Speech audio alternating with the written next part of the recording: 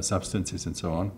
And then once that state emerges, then somehow the contents which have a strong emotional charge start surfacing spontaneously. There is a higher aspect of you that somehow guides this whole process. Over the years in his artwork, Stan has illustrated the archetypal realms of perinatal and transpersonal experience, common to many people in holotropic states.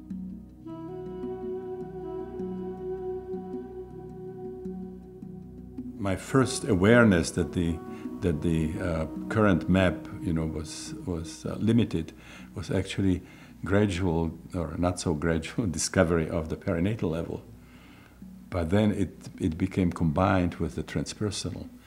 And in my own personal psychedelic history, it actually opened fully into the transpersonal, so that if I would do the session today, I would not have biographical or perinatal experiences. It would all be transpersonal. So where on the perinatal level I might have experienced an episode of toxicity in the womb and experienced the reaction of the fetus to this. If I would have that experience today, I would be fish in a polluted river and getting all kinds of ecological insights or determination, to fight for cleaner water and cleaner air and so on.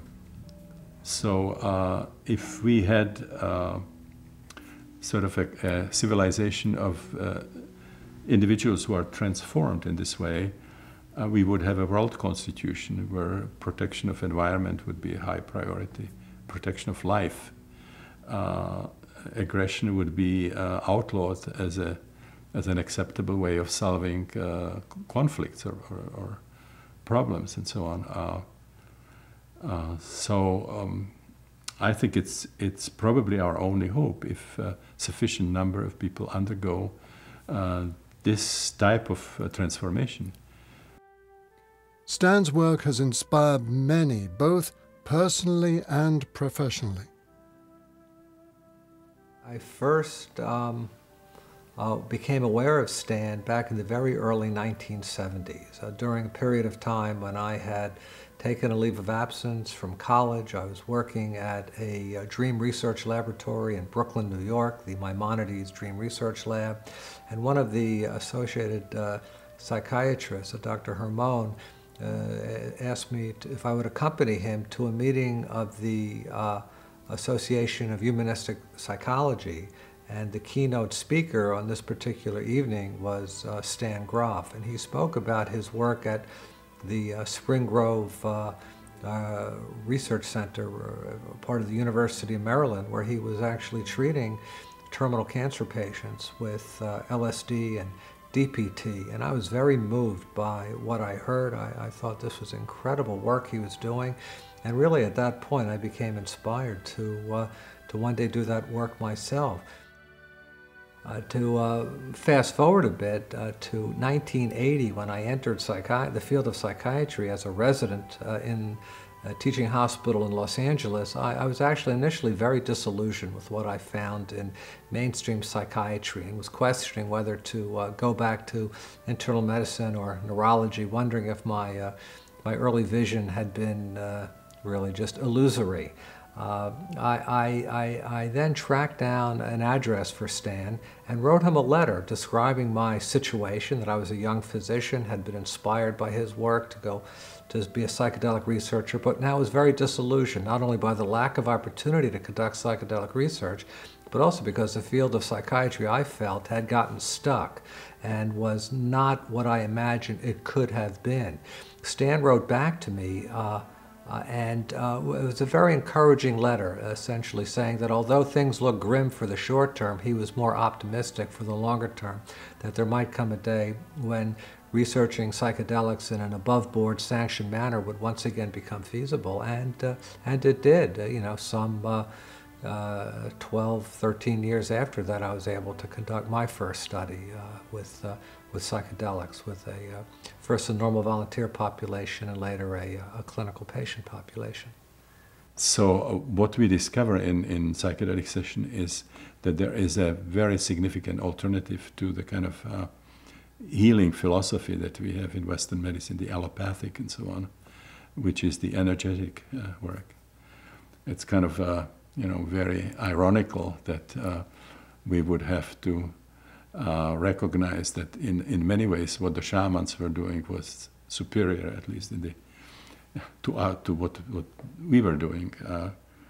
That obviously they don't have the technologies that we have, the imaging, although they have their own kind of imaging as well. But I think that whole concept of energetic medicine is extremely important. I remember when I was in medical school in the late 70s, I presented a review of actually Stan's paper on treating cancer patients to a seminar. We all had to present a recent research paper. So I presented Stan's paper from the International Journal of Pharmacopsychiatry on treating cancer patients with LSD and DPT, one of the most moving papers I had ever read in the literature, in the scientific literature. And I was met with stony silence by my professors, by my fellow students. No one wanted to talk about it. So I kept my interest to myself. I continued to read everything I could find. Every month I had a little ritual. This was the days before the internet. So I would go into the medical library at my medical school or the hospitals where I was training. I'd pull out the latest Index Medicus, turn to lysergic acid diethylamide to see if anything new had been written on psychedelics. And from the mid-70s until the early 90s, there was virtually nothing. Now, in the early part of the new millennium, the doors are starting to open. I think young investigators who are willing to step a bit beyond where the mainstream is at might find a very exciting, rewarding, fulfilling field to enter into, where they will have the opportunity to treat patients who otherwise might not be reachable. I'm very excited about the new projects, the fact that there are new researchers coming into it, but a lot of it is really repeating things that were done in the past, which is great. But there are sort of, I think, new exciting areas that we could go into. The one that I would be most interested in is effect on creativity, to bring people who are really outstanding in their own field, and they have been working for a long time on a certain problem, and they cannot sort of find the solution. And we have a lot of indication that it's possible in a holotropic state of consciousness to break through the barriers, through the limitations of traditional thinking, and get completely new insights. And we have several examples, contemporary examples, because most famous being Francis Crick, who admitted that LSD helped him to crack the DNA code. And there's another Nobel Prize-winning scientist who said the same. So I think that would be probably the most exciting work that we could do. As I think about our relationship and our work together, and also Stan's work, which I admire so greatly,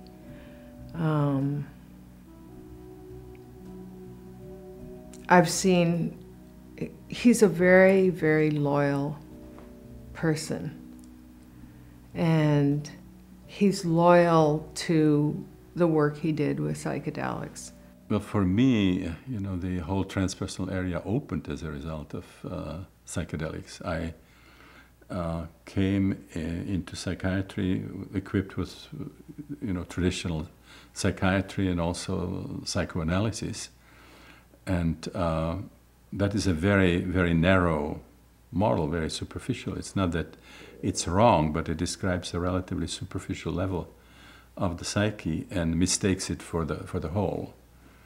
Freud once compared the psyche to an iceberg when he discovered the unconscious, and said what we thought the psyche was just like the tip of the iceberg, and And psychoanalysis is showing that there is this big area of the psyche which remains hidden in everyday life. And then later, when I worked with psychedelics, I could actually sort of reformulate it and say that, you know, whatever traditional psychoanalysis discovered is just the tip of the iceberg, and what you discover in these holotropic states is the part that has remained hidden even to Freud and most of his followers, with the exception of maybe a couple of them. I've kidded him as he's written these many books. You know, when are you going to write the book that doesn't mention psychedelics in it? It doesn't even mention it in the preface. Maybe you'd get a broader audience that way. Maybe it would be a more popular, widely selling book. And as far as I can tell, it's never happened. This has been his passion. Stan was a very powerful role model for me. You know, first and foremost, he was doing this within the system.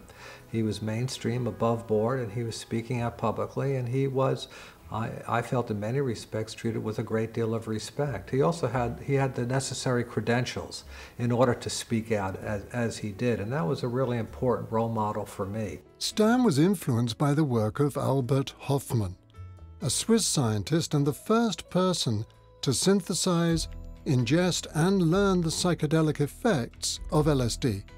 Hofmann once said, "If I am the father of LSD, Stan Grof is the godfather." Well, I had over the years, you know, wonderful experiences with Albert Hofmann, of course, who I, you know, see as my kind of ultimate spiritual father. I mean, without his discovery, I mean, my life would be very different, both professional and personal. In 2007, Stan received the prestigious Vision 97 Havel Award for his scientific work.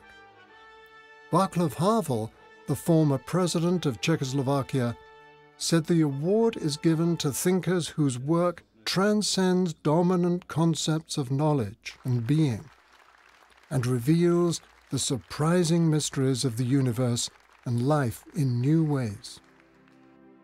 As far as what's changed over these almost 35 years that we've been together, I think if anything, the work with these non-ordinary states, whether with psychedelics or with the breath work or in spiritual emergency, has, if anything, brought Stan back to everyday life, and how the lessons that he's learned and that we've learned together apply in our everyday life. Kind of the sacredness of the ordinary world, what it's like to be with our grandchild, and to see the world the way she sees it. I think that's the biggest change. And then very personally, the change that between the two of us is that our love has become deeper, and as we've gotten older. He really did inspire me in many ways to pursue this field, and I feel very, you know, honored. I feel very privileged that I've been able to, on a certain level, kind of take the torch and move forward with it and conduct my own research with psychedelics. And one goal I have is to kind of keep the torch aloft until the next generation, you know, behind us is ready to step forward and to begin their own studies. And I'm very optimistic about the future, that this area has a great deal to offer to the health of individuals, to families, and to the collective. Well, I think that as a culture, we are paying a great toll for having lost spirituality and completely oriented ourselves on the external world.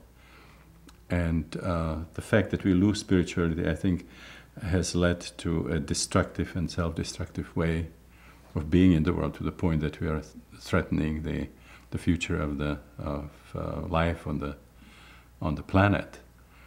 And so I think bringing in psychology that not only recognizes spirituality but has technologies where people can actually have supervised, spiritual experiences. I think it's extremely important for people individually, but also for humanity collectively. Stan is a visionary who is just beginning to be recognized by mainstream psychology and psychiatry. He has been a pioneering researcher and explorer of consciousness. He's a prolific writer, publishing over 150 articles and 20 books. His life's work has taken him and Christina around the world, teaching and meeting people.